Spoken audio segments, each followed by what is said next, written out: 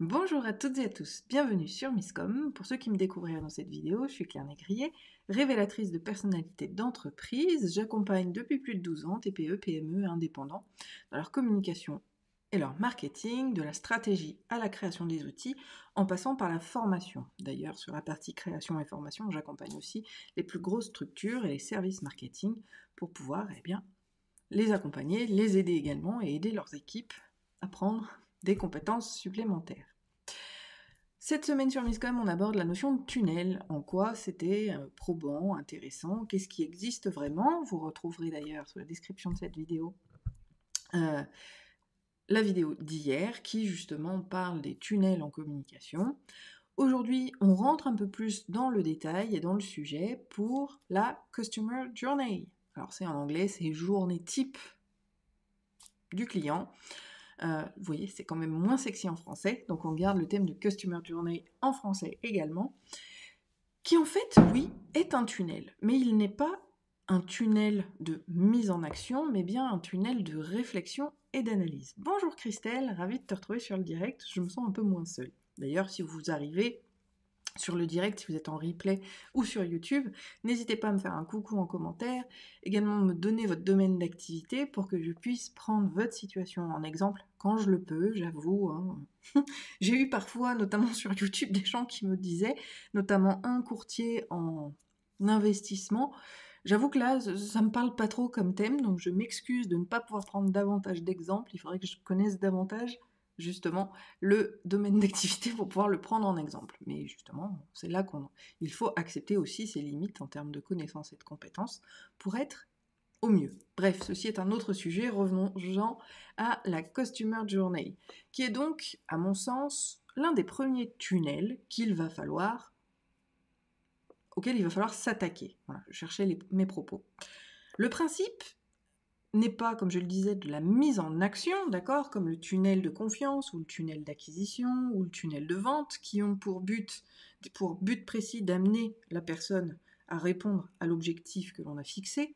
Là, la Customer Journey, pour moi, c'est une forme de tunnel, mais c'est un tunnel d'analyse, qui, en fait, vient analyser le comportement de son client type, non, pas du client type, de sa cible en fonction de l'objectif que l'on a.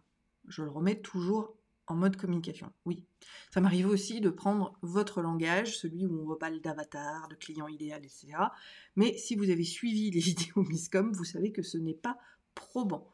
Sauf pour les dossiers financiers, encore une fois c'est un autre sujet, mais l'idée c'est que vous n'avez pas un seul avatar, c'est faux. La notion de cible est beaucoup plus pertinente pour avoir des actions plus justes. L'avatar va être intéressant, oui, et en communication, encore une fois, on ne l'appelle pas avatar, c'est le cœur de cible. Ça peut valoir d'ailleurs le coup de faire un thème sur le cœur de cible. Le cœur de cible, c'est celui qui va vous permettre d'identifier véritablement votre identité, votre stratégie, parce que c'est lui que vous visez véritablement. Mais dans les faits et en termes de communication, les objectifs et plutôt toutes les analyses vis-à-vis de votre audience, d'accord, elle va regrouper différentes cibles. Si je reprends une fois encore mon exemple de tableur informatique, type Excel, Numbers, on va essayer d'en donner plusieurs, vous vendez cet outil, mais vous allez pouvoir le vendre à un sportif pour créer ses menus, à une maman pour organiser sa journée, à un entrepreneur pour gérer ses factures. Vous voyez bien que ce sont des objectifs complètement différents. C'est ce qu'on a vu d'ailleurs dans la vidéo hier, me semble-t-il. Et forcément, si vous parlez d'organisation de menus à un entrepreneur, alors peut-être que ça peut lui parler, mais dans l'absolu, vis-à-vis de l'exemple que j'ai donné, ça ne lui parlera pas. Donc, le principe de cette Customer Journey, c'est de pouvoir analyser votre cible sur le moment. Et c'est quelque chose de très important. Il y a cette notion d'instantanéité qu'on va retrouver vis-à-vis de la Customer Journey, c'est-à-dire que vous vendez un produit ou un service auprès d'une audience très précise. D'accord ? Si je prends mon exemple ou celui de Christelle, puisque on travaille ensemble, l'idée c'est que tout le monde peut avoir besoin d'un site web. Oui, sauf que les attentes et les critères de sélection pour des prestataires au niveau de notre audience vont pas du tout être les mêmes si on s'adresse à un thérapeute, si on s'adresse à un kiné, si on s'adresse à un comptable, si on s'adresse à un avocat. Les critères vont être complètement différents. C'est pourquoi la communication générale, dite institutionnelle, ça va marcher pour les grands groupes qui ont énormément de budget parce qu'il n'y a pas de ciblage. Et plus vous allez être précis, plus vous allez cibler, plus vous serez efficace. D'où l'importance, bonjour Jean-Noël, ravi de te voir, ça fait plaisir. D'où l'importance d'analyser cette fameuse Customer Journey. Donc on est là pour parler de ça, donc on va essayer de le voir en long, en large et en travers, surtout si vous avez des questions. Pendant le direct, je vous invite à les mettre, Jean-Noël, Christelle, si vous avez des questions, n'hésitez pas, pour ceux qui nous retrouvent aussi. Si vous êtes en replay ou sur YouTube, je serais ravie de pouvoir compléter mes réponses si elles n'arrivent pas dans cette vidéo, ou de la compléter par d'autres vidéos, donc surtout, n'hésitez pas, là encore, à me les poser tout au long de votre visionnage. Donc cette Customer Journey va vous permettre, en amont de toute action, de comprendre et de définir surtout un certain nombre d'éléments. Voyons voir ce que c'est que cette Customer Journey. Donc le principe est dit... Alors, le truc c'est justement de ne pas l'imaginer. Sinon, là encore une fois, vous faites ce qu'on appelle le biais de confirmation, c'est que vous pensez que ce que vous avez dans la tête, c'est effectivement vrai. C'est un raccourci de notre cerveau. En neurosciences, c'est un des nombreux biais cognitifs qui peuvent exister.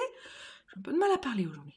Maintenant que vous êtes en live, je peux vous montrer. Regardez, j'ai mon petit vermiscum. Je vous avais dit que j'en avais un. J'ai pensé à le monter. Donc cette fameuse Customer Journey, elle va arriver dans l'analyse pour vous permettre de viser juste, à la fois en termes de support, en termes de graphisme et en termes de message. Pourquoi c'est important ? Eh bien, c'est tout l'art de la stratégie de communication. On met un objectif, on identifie une cible, vous m'entendez le répéter assez souvent, on définit et on détermine le message à transmettre, et ensuite on va sélectionner les outils de communication qui vont nous permettre de répondre à l'objectif avec le bon message auprès de la bonne audience.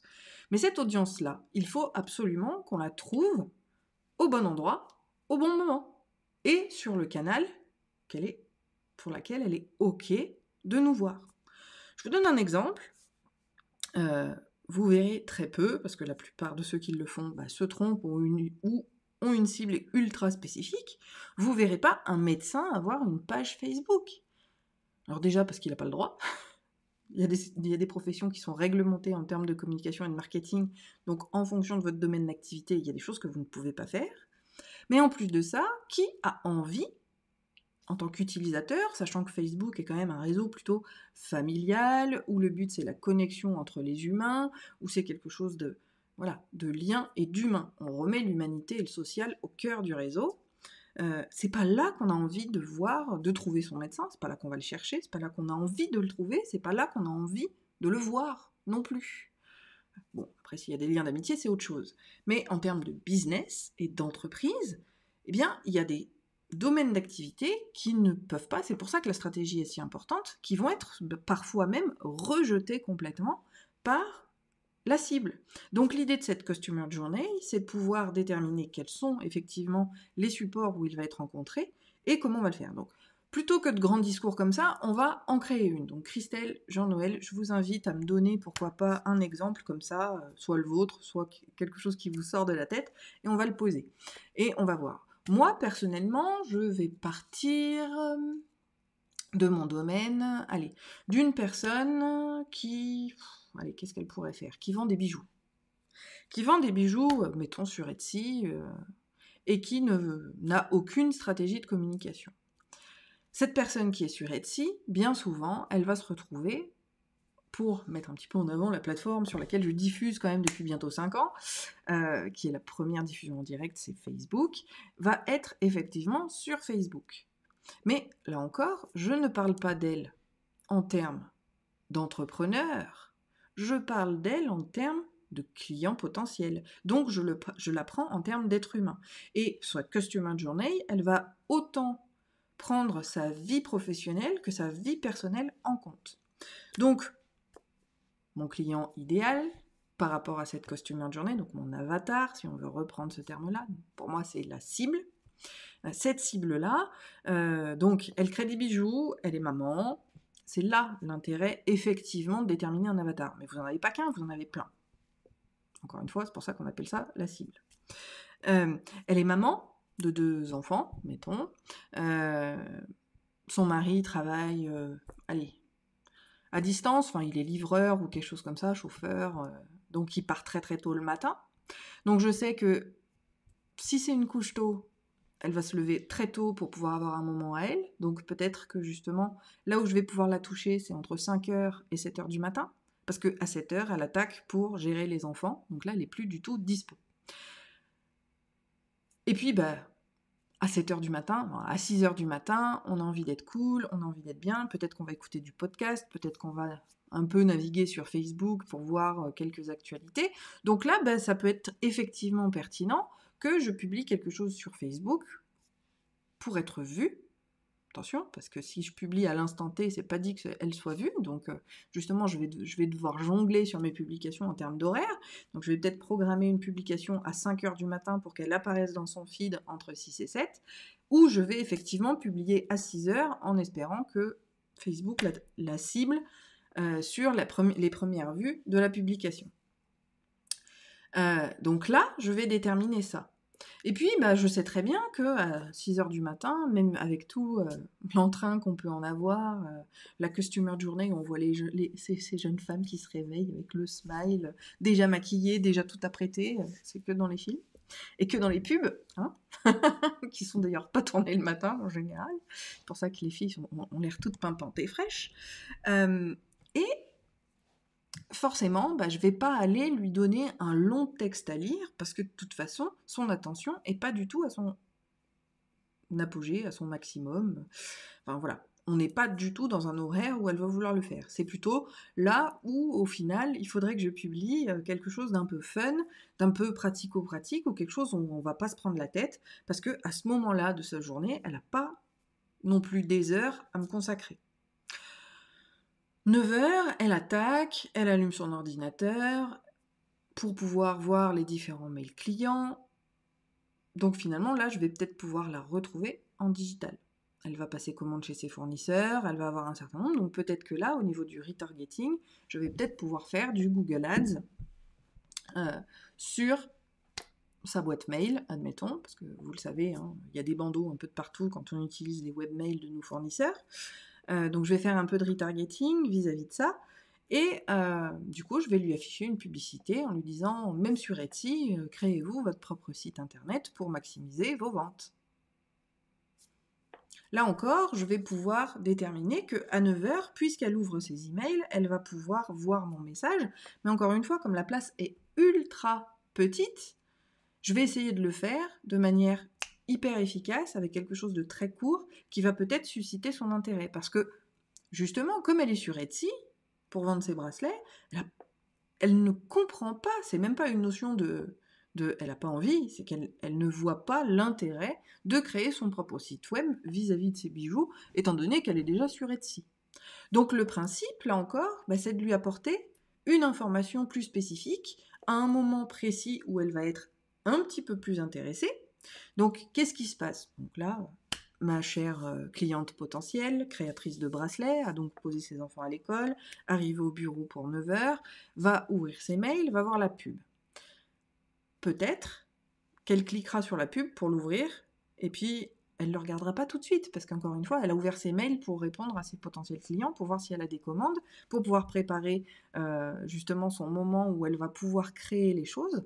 Donc, à partir de là, mon message, je sais que là encore, il doit être percutant, il doit être efficace. Le lien, ne sera pas promotionnel, encore une fois. L'idée, c'est de me faire connaître. Encore une fois, on va remettre l'objectif au cœur de nos actions. Mais vous voyez, c'est vraiment pour suivre cette notion de customer journey. À 9h30, cet entrepreneur qui crée des bracelets coupe tout Internet pour se focaliser sur les commandes qu'elle a, la création de ses bijoux, etc. Donc jusqu'à 11h, 11h30, elle est injoignable. D'où l'intérêt de la customer journey. Si j'identifie que cette fameuse cliente n'est plus disponible sur rien, sur aucun support, puisqu'elle est concentrée à créer Ça ne sert absolument à rien que je communique sur quelque réseau que ce soit et sur quelque outil que ce soit sur cette période horaire. Entre 9h30 et 11h30, je ne publierai rien. Alors, je ne publierai rien. Quand j'entends ce terme de publier, ça fait forcément penser aux réseaux sociaux. Mais non, ça peut être les mails. Ça ne sert à rien d'envoyer un mail sur une période où elle n'y est pas. Ça ne sert à rien que j'envoie un courrier sur les jours où elle n'est pas dispo pour les ouvrir. Donc notamment si je veux faire une opération par le courrier, ça, encore une fois, ça reste à choisir parce que budgétairement parlant, c'est quelque chose d'extrêmement lourd. Malgré tout, on va prendre cet exemple-là. Je ne vais pas lui envoyer le lundi pour qu'elle le reçoive le mercredi où elle va peut-être probablement gérer ses 2 enfants et parce qu'elle ne travaille pas le mercredi. Je vais plutôt lui envoyer stratégiquement le mercredi ou le jeudi pour qu'elle le reçoive le samedi. Enfin, l'idée, c'est qu'elle le reçoive le samedi parce que le samedi et le dimanche, son mari est là, peut prendre le relais, elle va vouloir peut-être prendre un moment de plus pour elle, donc il y a peut-être des chances qu'elle aille ouvrir sa boîte aux lettres et qu'elle, effectivement, lise la documentation que je lui ai envoyée. La Customer Journey, elle est super importante parce qu'elle va effectivement vous permettre d'identifier où se trouve la personne, quand elle est disponible pour pouvoir vous toucher, encore une fois, comme je l'ai dit, dans sa Customer Journey, elle se lève à 6h du mat' pour pouvoir avoir une petite heure tranquille et organiser sa journée. Peut-être que l'épisode de podcast, il faut que je le publie à 6h30, 7h moins le quart, et que je sais qu'il ne faut pas qu'il soit qu'il soit pas plus long de 10 minutes, pour pouvoir être écouté, suivi correctement par mon audience. Parce que bien sûr, j'ai pris cet exemple de cliente-là, mais dans le domaine de la création artisanale, puisqu'on va quand même ratisser un petit peu plus large, on va trouver des similitudes sur les organisations. Donc là, je partais de l'exemple d'une maman artisan. Donc des mamans artisans, il peut y en avoir plusieurs. Mais je vais faire exactement le même travail de la Customer Journey vis-à-vis de tous les autres types de cibles que je peux avoir. Parce que, encore une fois, je ne parle pas de client idéal, je ne parle pas d'avatar parce que ce n'est pas probant. Vous avez des cœurs de cibles qui vont être différents en fonction de vos aspirations, en fonction de ce que vous voulez dire, de ce que vous voulez mettre en avant et en fonction de l'engagement que vous recherchez. Encore une fois, si je veux vendre des prestations, un outil d'organisation, comme je le disais, Excel, Numbers, voilà, un tableur organisationnel, je ne vais absolument pas avoir le même lieu, le même message et les mêmes moments où on va pouvoir avoir nos fameuses ODC dont je vous parle souvent, les occasions de contact, entre un sportif, un entrepreneur et une maman.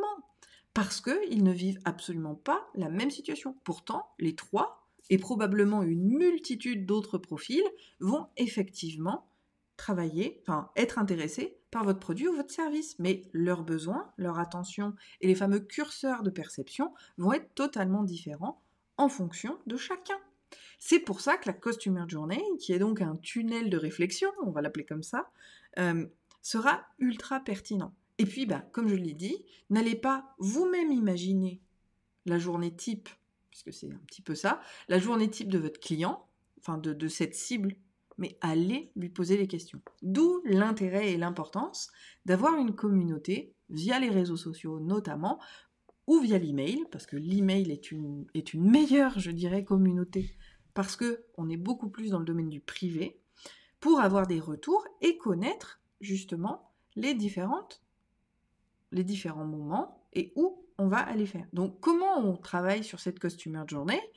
On va aller toucher ces différentes cibles. Donc on met en place typiquement un questionnaire, un quiz, peu importe, des choses qui vont nous permettre d'obtenir des réponses précises en fonction de l'avatar. J'ai encore donné le terme parce que vous l'utilisez, mais je vous le rappelle, on parle de cible et pas d'avatar. Pour moi, avatar, c'est le film. J'ai hâte qu'il sorte d'ailleurs. Mais le principe, c'est vraiment d'aller chercher l'information auprès de ces cibles. Sinon, encore une fois, vous faites un biais de confirmation. Votre cerveau vous dit c'est ça que pensent les autres et en général, ça tombe toujours à côté de la plaque. Donc l'idée, c'est de leur demander, le matin, vous êtes plutôt entre 6h et 7h, ou 7h et 8h, vous mettez plusieurs propositions. Faites toujours des questions fermées, parce que les ouvertes, on ne peut pas les analyser. Vous allez pouvoir dire, vous préférez Twitter, Facebook, Pinterest, admettons.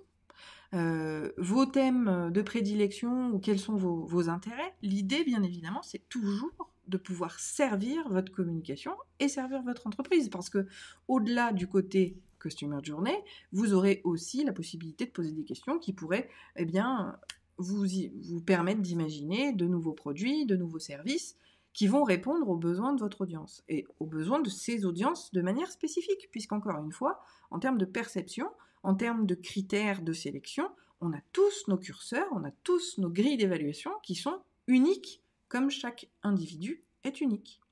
Donc à vous vraiment de déterminer comment vous allez pouvoir aller chercher les informations vous permettant de déterminer la fameuse Customer Journey de chaque cible que vous aurez en fonction du profil que vous avez quand même identifié. Normalement, même si vous démarrez, vous connaissez un petit peu les clients qui peuvent être sur le marché, vous connaissez votre métier, donc forcément vous connaissez un minima vos futurs clients. Et après, il faut effectivement aller les chercher. Et on va travailler sur cette notion de communauté, d'engagement, qui vont vous permettre de récupérer ces informations-là. De la même manière, si ce n'est pas votre communauté propre, utilisez la communauté d'autrui. Il y a de nombreux groupes sur lesquels vous pourriez être intégré, pour lesquels vous pouvez demander un coup de main. Je vous le rappelle, c'est plus inné. Et avec l'explosion du digital depuis le Covid, je vous assure que c'est encore pire. Les gens ne pensent pas à vous aider. Si vous ne leur demandez pas, ils ne le feront pas d'eux-mêmes. Donc simplement, publiez sur les groupes qui rassembleraient les communautés de personnes que vous cibleriez. J'ai besoin d'un coup de main pour pouvoir vous connaître vos besoins. Alors, bien sûr, on fait souvent des demandes à l'admin, on lui pose la question si ça ne le dérange pas, ça évite de nous faire sortir, hein. Mode éthique activé, s'il vous plaît. Mais on va aller leur proposer effectivement le questionnaire. On va rien leur vendre. Mais on a besoin d'eux pour pouvoir déterminer cette Customer Journey. Et pour le petit secret, le fait de leur proposer un questionnaire, c'est aussi un moyen de vous faire connaître. Donc, là encore, on se retrouve avec la synergie de ces actions de communication parce que ce sera utile sur d'autres plans que celui de récupérer des infos pour votre Customer Journey. Sur ce, je pense que le live est bien assez long. Si vous avez des questions, n'hésitez pas. Si ça vous a plu, inspiré, trouvé intéressant, je vous invite à mettre un pouce en l'air à la vidéo ou un petit cœur si vous êtes sur Facebook, histoire de me faire comprendre que vous l'avez vu et que vous savez bien que ça vous a plu, parce qu'il n'y a que sur ces curseurs-là que moi je peux comprendre que ça a été le cas. Si vous avez des questions, des remarques, des envies de partage, là encore, on est en communauté, donc n'hésitez pas à commenter la vidéo. Pour toute question, vous avez également les messages privés sur la page ou le profil qui ont la même photo d'avatar, ou encore l'email à claire@misscom.fr. Je vous retrouve jeudi en mode pratico-pratique. C'est toujours très intéressant. Merci Jean-Noël. En mode pratico-pratique, donc c'est là où je pourrais justement intégrer vos questions, donc n'hésitez pas. On se retrouve jeudi pour la suite. D'ici là, portez-vous bien, très bon appétit. Bye!